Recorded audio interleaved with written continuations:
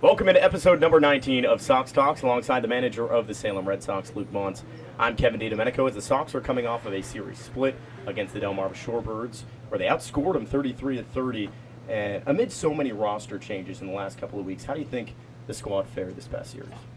You know, it was a good series. You always want to win the series, but a split there, with a team that's, just 3 games behind us, a team that's played well all summer long, a team that, as you know, and as we all know, just made significant changes. They just went from 16 or 17 new guys in their rosters. So that's a different look for our starters, for our bullpen guys, and it was a different look for us as a staff, guys that can run the bases, guys that do this, steal bases. So I thought we went in there with a good mindset. We played the game hard. Again, you're never going to be disappointed, even on a series 3-3, but so we were very thankful to come out. Like you said, the moves that we're making, guys are stepping up.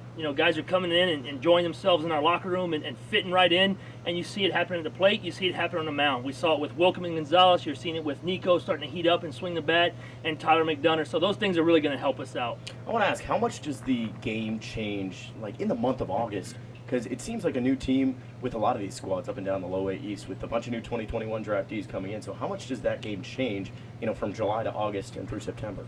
Yeah, it does a lot, and I put that a lot on my shoulders as a manager. You just try to you try to keep that locker room afloat. Try to get those guys to come in with some comfort behind them. Don't try to come in and do too much. Don't try to come in and take the team on your shoulders or do something that you're not capable of doing. We tell Nico and Tyler and those guys, just come in and be yourself. Welcome to this club. You're here for a reason. We're glad to have you and just fit right in with the group. Be yourself, and you're starting to see that. You're starting to see those guys get comfortable at the plate. You're starting to see those guys have good ABs, play good defense. So, but overall as a staff, you see the difference. Nick York's going. Steven Scott's going.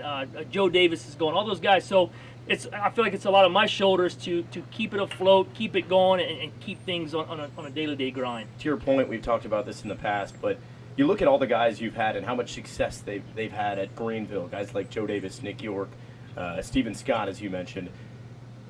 It's hard to not imagine what this team could have been. I mean, and you want these guys to move up, but what could have been really an all-star squad? Yeah, we look back and we talk about that with Pepe, myself, yeah. Graney, and Frankie, and we just say, what if all these guys were in the lineup, right. And we stop and slow down for a second. It's just thinking, but look where those guys are now.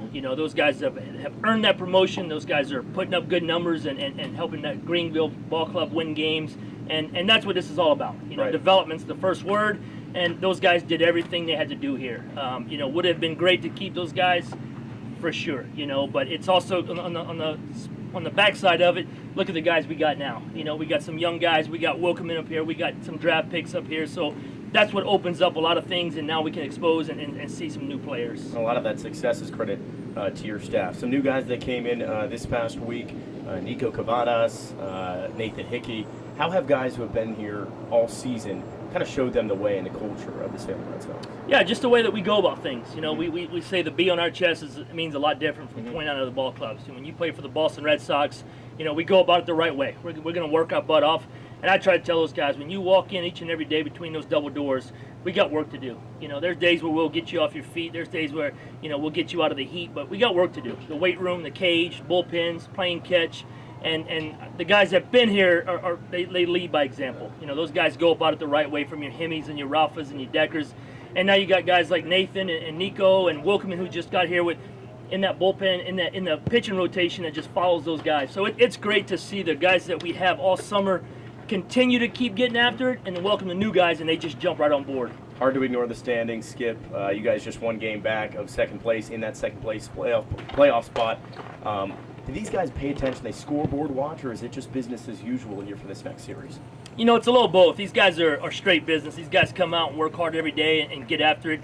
As I walk in the locker room, if anybody beats me in there, or you hear them walk around, they're ready to get after it for the day. But you also hear these guys talk about it. Hey, here we go. We're one game back. Here we go. We're even. So they know where we are. 18 to go. Nobody's counting down the days. We want more. These guys in this whole locker room want to stay here and play more. And it's awesome. It's awesome to see that these guys care about that. Pepe just reminded me. We're 18 games up right now with 18 to go.